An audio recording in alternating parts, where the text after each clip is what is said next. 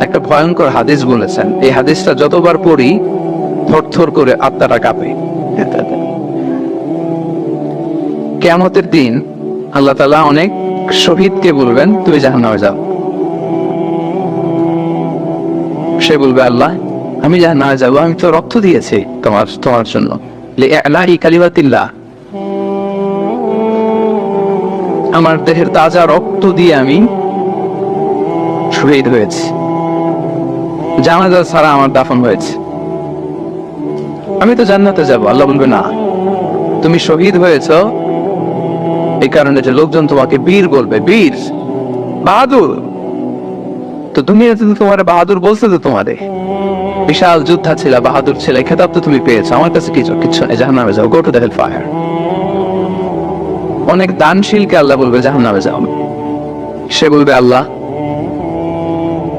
আমি জাহান্নামে যাব, আমি তো মসজিদ, মাদ্রাসা, এতিমখানা, বৃদ্ধাশ্রম এমন কিছু নাই যে বাকি রাখছি, শত শত মসজিদ আমি করেছি, আমি কেন জাহান্নামে যাব? আল্লাহ বলবে না, তুমি দান করেছিলে এই জন্য যে লোকজন তোমার দানশীল বলবে, দানবীর বলবে, আদেম তাই বলবে, ওইটা তো তোমাকে বলা হয়েছে, জাহান্নামে যাও, আমার কাছে কি চাও, go to the hell fire. সেদিন আল্লাহ তাআলা অনেক আলেমকে ডাকবেন, অনেক দায়ীদেরকে ডাকবেন, অনেক দুআত ইলাল্লাহদের তিনি ডাকবেন।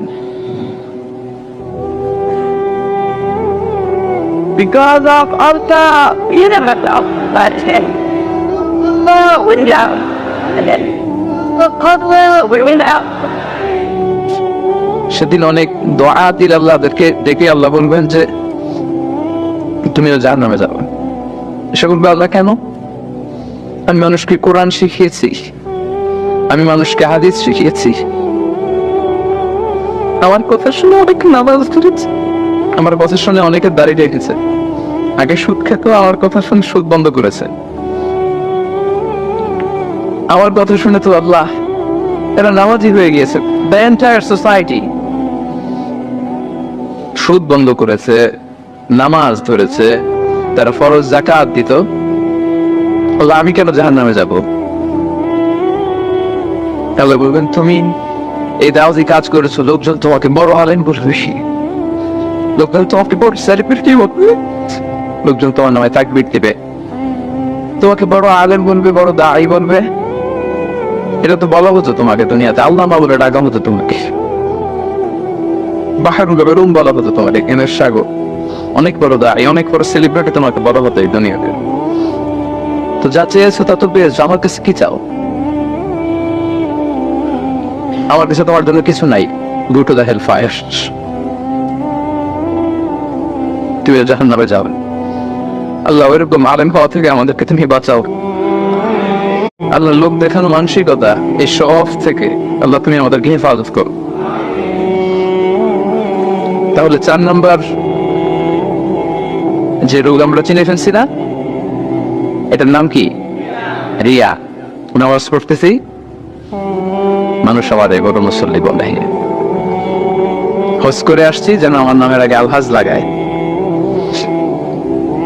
যাকাত দিচ্ছি, যাকাতের শাড়ি লুঙ্গি, দানবীর শিল্পপতি এটা যেন বলে, জিহাদের ময়দানে গিয়েছি, ইসলামের জন্য মিছিল দিচ্ছি, যাতে মিডিয়াতে আমাকে সবার আগে দেখা যায়। আল্লাহ বলবে go to the hell fire, জাহান্নামে যাও।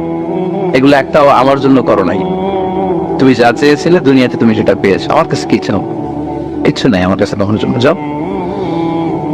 রিয়া মানে লোক দেখানো মানসিকতা, শো অফ মেন্টালিটি, এটা নাই কারণ।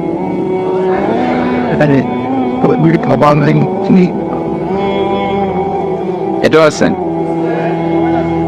তো এই যে শো অফ মেন্টালিটি, প্রিয় ভাইরা, সম্মানিত ভাইরা, খেয়াল করে শুনেন, এই শো অফ করার মেন্টালিটি এটা বড্ড ভয়ঙ্কর। লৌকিকতা, লোক দেখানো মানসিকতা, এবং সোশ্যাল মিডিয়ার কারণে এই ব্যাপারটা আরো ভয়ঙ্কর হয়ে গিয়েছে। নানা কারণে ভালো কাজগুলো শেয়ার করতে হয়, বিভিন্ন ইভেন্ট শেয়ার করতে হয়, কিন্তু জায়গাটা বড্ড পিচ্ছিল। যদি আল্লাহকে দেখাতে না চেয়ে মানুষকে দেখাতে চাওয়া হয়, ওইটা আল্লাহ কবুল করে না, এটা ভয়ঙ্কর।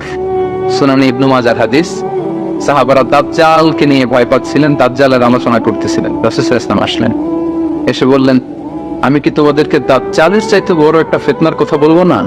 সাহাবারা বললেন, বলা ইয়া রাসূলুল্লাহ, বলেন। আল্লাহ রাসূল সাল্লাল্লাহু আলাইহি ওয়াসাল্লাম বললেন, সেটার নাম হচ্ছে আশিরক আল খাফি, গোপন শিরক।